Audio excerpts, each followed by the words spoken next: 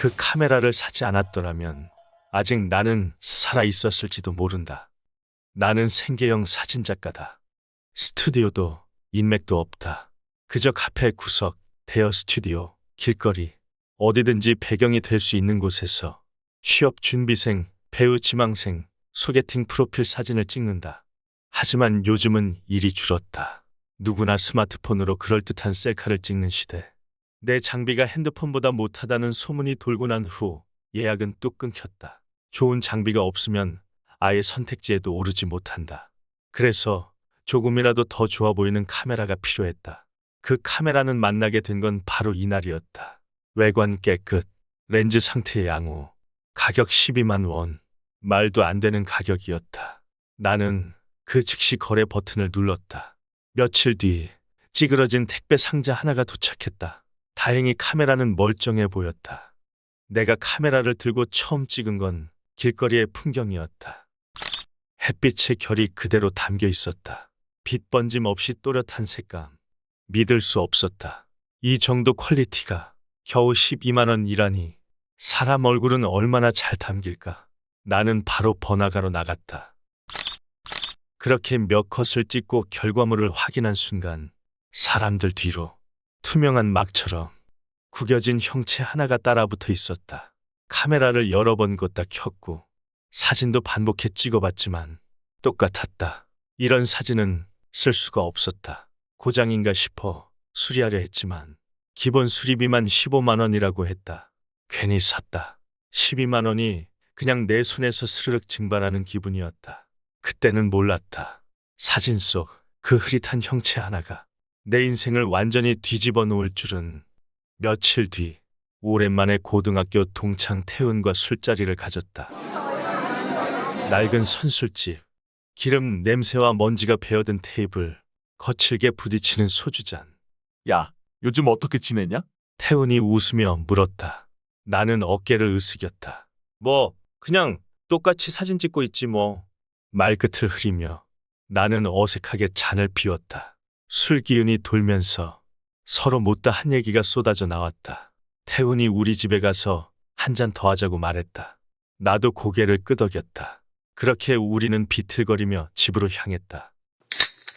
몇 시간 뒤 책상 위엔 다 먹은 맥주 캔이 수북하게 쌓여 있었다. 맥주를 한 모금 더 들이킨 나는 중고로 산 카메라 이야기를 해주었다. 사람 사진 뒤 이상한 형태가 있다고 했더니 그는 심령 사진이냐며 박장대소했다. 그리곤 장난스러운 눈빛으로 자신도 찍어달라고 말했다. 나는 처박아 뒀던 문제에 카메라를 꺼낸 후 그를 찍어주었다. 이번에도 똑같은 현상이 발생했다. 사진을 본 태훈의 얼굴이 새하얗게 질리기 시작하더니 내게 화를 냈다. 태훈은 그 형태가 어린 시절 바지의 실수 후 울면서 집으로 돌아가던 모습이라고 했다. 그는 화를 내며 나에게 어떻게 알았는지 계속해서 물어봤지만 나는 진짜 모르는 사실이었다. 태훈은 한참 숨을 고르더니 천천히 손에 있던 금팔찌를 풀어 내게 건네주었다. 그는 약간 울먹이며 비밀을 지켜달라고 말했다. 나는 팔찌를 다시 돌려주며 아무에게도 말하지 않겠다고 약속하였다. 말없이 고개를 끄덕이던 태훈은 맥주 한 캔을 더 마신 후 비틀거리며 집으로 돌아갔다. 태훈이 떠난 후 그의 사진 속 희미한 형태를 자세히 관찰해 보았다. 그의 말처럼 오류나 착시가 아니었다. 그 형태는 분명 사람이었다. 며칠 뒤 그 카메라를 들고 다시 번화가로 나갔다. 한 사람씩 집중해서 셔터를 눌렀다. 사진 속 형태를 확인한 순간 누군가는 술에 취해 주저앉아 있었고 누군가는 교복 차림으로 울고 있었다. 누군가는 무언가를 훔치고 있었다. 본인만이 알고 있는 숨기고 싶은 진실을 나도 훔쳐볼 수 있다는 사실에 묘한 짜릿함이 느껴졌다. 그날 이후 그 카메라로 사람들을 몰래 찍는 취미가 생겼다. 무작정 셔터를 눌렀고 사진을 모았다. 집에 돌아와 조용히 들여다보며 키득거렸다. 그 웃음은 아주 서늘하고 잔인한 시작이었다. 며칠 뒤 오랜만에 대학 후배 승훈에게 연락이 왔다.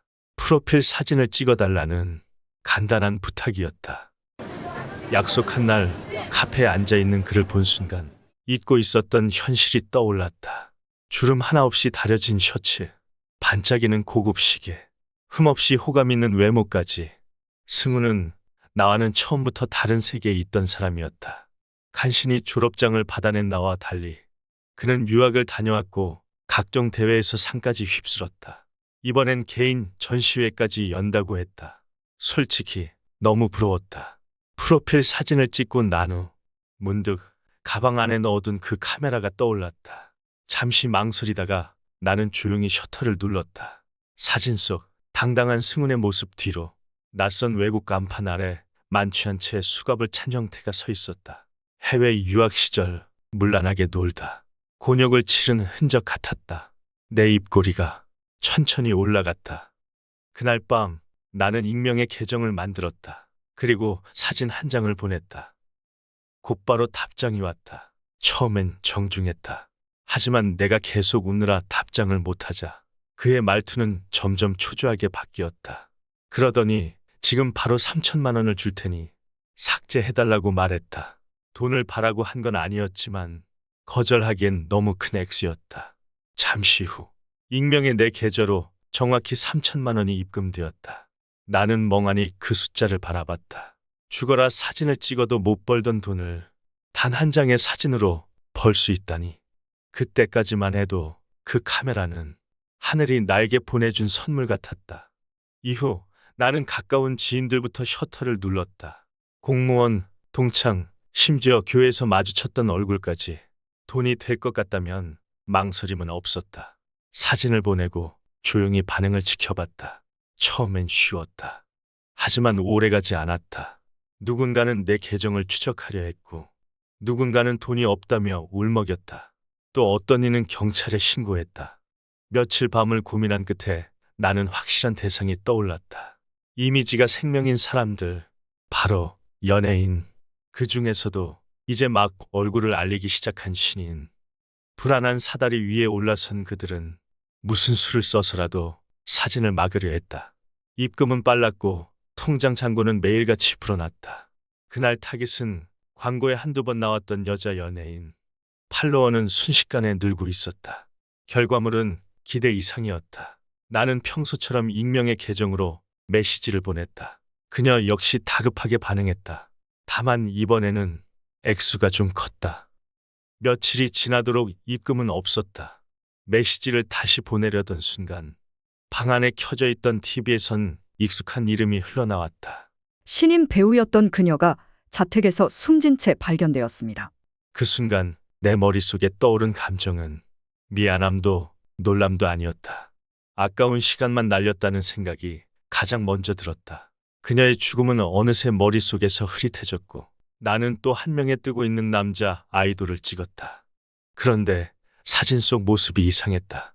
피를 흘린 채 거실에 쓰러져 있는 듯한 모습은 실수, 치부와는 거리가 멀어 보였다. 평소처럼 메시지를 보냈지만 비웃음이 가득한 답장만 받게 되었다. 원인을 찾느라 며칠을 끙끙대던 어느 날 TV에서 그의 이름이 흘러나왔다. 인기 그룹의 아이돌 멤버 한 명이 자택에서 피살된 채 발견되었습니다. 경찰은 현장에서 발견된 익명의 문자와 침입 흔적을 바탕으로 수사에 착수했습니다. 큰일이었다. 이대로라면 억울하게 경찰에게 잡힐 것 같았다. 더는 방법이 없었다. 이대로 가면 진짜로 끝장날 것 같았다. 그날 밤 사람 하나 없는 공터에 도착한 나는 있는 힘껏 카메라를 던졌다. 카메라가 땅에 닿으며 부서지는 듯한 소리를 들은 후 나는 다시 집으로 돌아왔다. 카메라와의 인연은 그걸로 끝인 줄 알았다. 며칠 후 문 앞에 뭔가 놓여 있었다. 허술한 포장, 구겨진 상자, 익숙한 테이프 자국까지. 떨리는 손으로 상자를 열었다. 그 안엔 내가 버렸던 그 카메라가 멀쩡한 상태로 들어있었다. 나는 소리를 지르며 카메라를 바닥에 내동댕이 쳤다. 나는 얼어붙은 채로 천천히 화면을 들여다봤다. 내가 방금 카메라를 집어던지는 장면이 그대로 찍혀 있었다. 그 뒤에는 피투성이가 된 채 도로 위에 누워있는 내가 있었다. 그대로 카메라를 들고 집을 뛰쳐나갔다. 집 근처 버려진 공사장, 폐자재 속으로 카메라를 처박았다. 집에 돌아온 이후 나는 방 안에 틀어박혔다. 한 줄기의 빛도 허락하지 않았다. 그러던 어느 날 문자가 도착했다. 번호조차 없는 발신자에게서 온 사진이었다. 책상 옆 이불을 뒤집어 쓰고 웅크려 앉은 내 모습. 핸드폰을 보며 겁먹은 내 얼굴. 불 꺼진 방 안에서 두리번거리는 실루엣. 땀에 젖은 채 숨죽인 옆모습. 나는 가구를 엎고 거울을 깼다. 파편에 베인 손을 쥐고 휴대폰을 벽에 던졌다. 신발도 신지 않은 채 현관문을 박차고 뛰쳐나갔다. 목적지도 없이 발길이 닿는 대로 내달렸다. 그 순간